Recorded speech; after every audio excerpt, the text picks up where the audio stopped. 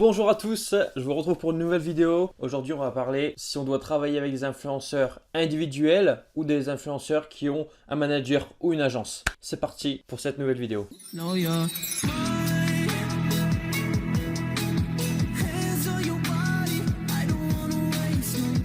Alors du coup, influenceur, est-ce qu'on doit travailler avec une agence ou pas? On va poser les points, on va voir les enjeux de travailler avec une agence ou pas, ou travailler justement des influenceurs individuels. Alors premièrement, des influenceurs individuels qui sont solo en fait, qui travaillent pas avec des agences, parfois peuvent travailler avec un manager, mais là on parle vraiment des influenceurs solo. Un gros avantage de travailler avec eux, c'est que les prix sont plus bas par rapport à une agence. Vous pouvez peut-être aussi négocier quand même drastiquement le prix parce qu'ils ne savent peut-être pas quelle est leur valeur, donc vous pouvez quand même négocier si vous argumentez que vous voulez travailler avec eux sur du long terme par exemple. Ok. Le deuxième point de travailler avec des influenceurs individuels, c'est que le taux de réponse est peut-être moins élevé quand même. Ils reçoivent des centaines de mails tous les jours de marques, de dropshippers, enfin pour faire des partenariats de tous les coins. Donc ils vont pas forcément ouvrir votre mail si votre objet n'est pas bon. Il faut vraiment déjà être professionnel, encore une fois, dans les mails, dans l'objet, sur votre site, déjà pour augmenter aussi la crédibilité et puis pour que votre email soit ouvert. Pour voir si l'email est ouvert ou non, je vous invite à télécharger MailTrack. Ça va traquer en fait les mails s'ils ont été ouverts ou non. Et là, vous verrez si votre objet il est bon ou pas. Parce que s'il n'a pas été ouvert, ça veut dire que votre objet déjà il n'est pas attirant. Donc ça, c'est un point en négatif, c'est qu'il y a moins de réponses élevées. De plus, parfois du coup, comme c'est pas avec une agence, ils sont un peu moins sérieux. Ils vont répondre à des mails mais tous les 2 jours. Ils vont pas forcément respecter à la lettre de ce que vous avez mis dans votre briefing. Voilà, vous pouvez peut-être établir un contrat avec eux, mais ils vont peut-être mettre du mal à remplir le contrat. Il y a vraiment des influenceurs très très bien, mais parfois, c'est vrai qu'ils sont pas sérieux, ils tiennent pas forcément leur parole, etc. Donc ça à se méfier par rapport à ça, mais par contre, il y en a des très très bonnes qui sont ultra sérieuses et qui sont vraiment rentables par rapport à tout ça. Et donc, comme je disais, des fois, ça peut être des potentielles arnaques parce que comme ils travaillent toutes seules, peut-être qu'ils vont modifier leurs stats, ils vont pas du tout avoir le taux d'engagement qui vous ont dit. Donc il faut faire vraiment attention par rapport à tout ça. Après, il suffit de bien analyser les stats et voir si vous avez confiance, regarder ses stories pendant une semaine ou deux, voir si elle est engagée aussi avec sa communauté, etc. Et si elle fait pas trop de promotion non plus. C'est quand même une bonne chose de travailler des influenceurs individuels parce que c'est moins cher, fois beaucoup plus rentable. Ok. Après, un autre inconvénient, c'est que du coup, vous n'avez pas forcément d'autres contacts, mis à part s'ils ont des amis aussi influenceurs et que là du coup ils vous renvoient vers d'autres influenceurs. Là on va parler maintenant des enjeux pour les agences. Alors les agences, l'inconvénient c'est que les prix du coup sont élevés parce qu'il faut payer l'influenceur et il faut payer aussi l'agence. Ok.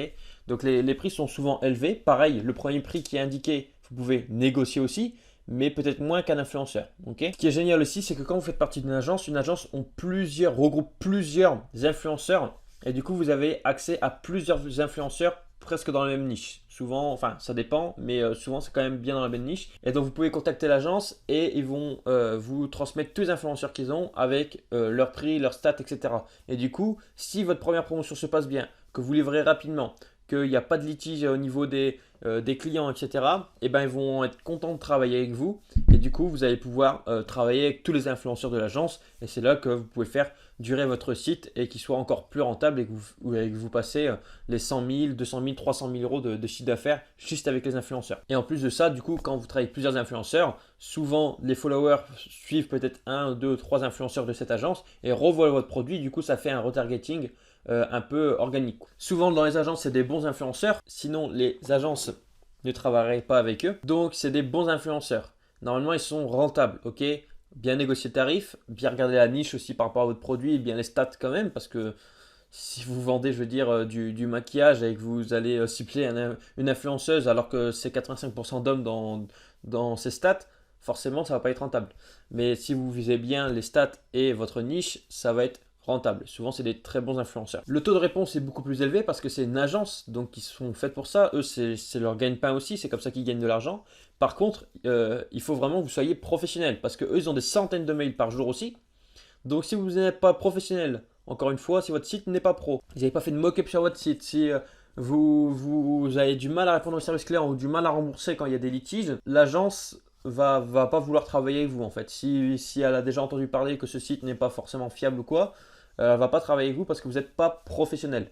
Donc vraiment pour les agences, il faut être professionnel et le mieux du mieux, c'est de maintenant, il y a une nouvelle technique, c'est de créer une page Instagram. Avant, on disait ouais, pas de créer une page Instagram parce que ça prend du temps, enfin ça sert à rien, etc.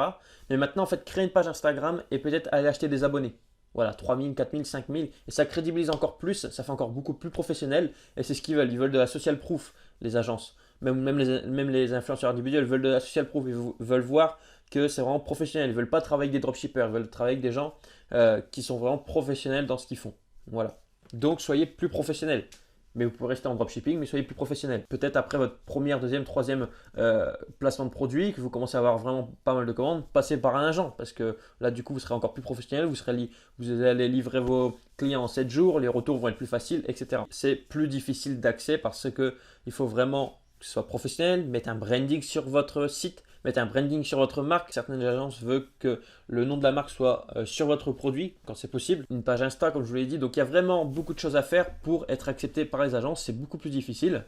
Mais en fait, c'est largement réalisable. Et du coup, mon avis, moi je dirais que pour faire vos tests, quand vous allez tester un produit, que vous avez 500 € de budget, allez voir des influenceurs individuels. Il y en a des rentables. Il y en a qui sont vraiment très sérieuses par rapport à ça, qui sont rentables. Moi, à chaque fois, j'utilise une influenceuse individuelle pour tester mes produits. Elle m'est toujours rentable quand le produit il est bon. Une fois, mon produit il a été bon, il a été rentable, mais je ne vais pas le scaler parce qu'il n'a pas été assez rentable comme je le voulais. Donc, je l'ai arrêté tout simplement. Vous en faites une, deux, trois. Et quand vous commencez à avoir vraiment pas mal de commandes, là, vous pouvez continuer à contacter des influenceuses individuelles, voir s'ils sont sérieuses, etc. Ça vous fait aussi des tests et puis comme ça, vous savez si plus tard vous pouvez encore travailler avec elles ou pas sur un autre produit. Et après, du coup, contacter un agent pour justement encore plus crédibiliser la chose. Et là, vous pouvez du coup contacter des agences et leur dire que voilà, vous avez des stocks, les gens sont livrés en 7 jours, etc. etc. Donc, c'est mon avis. C'est d'abord commencer par des influenceurs individuels, sérieuses, et ensuite passer sur des agences pour vraiment faire durer votre site et avoir 3-4 promotions par week-end. Donc une dizaine de promotions par mois avec plusieurs influenceurs et plusieurs produits, etc. Voilà, c'est tout pour cette vidéo. J'espère que je t'ai aidé, que je t'ai apporté de la valeur. Si je t'ai apporté de la valeur, je t'ai aidé, n'hésite pas à mettre un petit j'aime et t'abonner. Voilà, c'est tout ce que je demande. Je vous dis à bientôt pour une prochaine vidéo. Ciao.